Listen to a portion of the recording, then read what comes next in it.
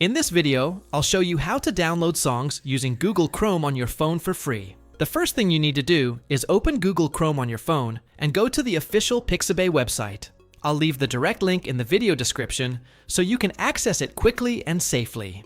Once you're on the website, open the music section, where you'll find thousands of royalty-free songs and sound effects available to download for free. Next, use the search bar to find the song that best fits your project. You can also filter the results by genre, duration, style, or mood to find the perfect track more easily. When you find the song you want, simply open it and tap the download button. In some cases, Pixabay may ask you to complete a quick CAPTCHA before the download begins. Once the download is complete, the audio file will be saved automatically in your phone's Downloads folder, where you can play it, share it, or use it in your projects.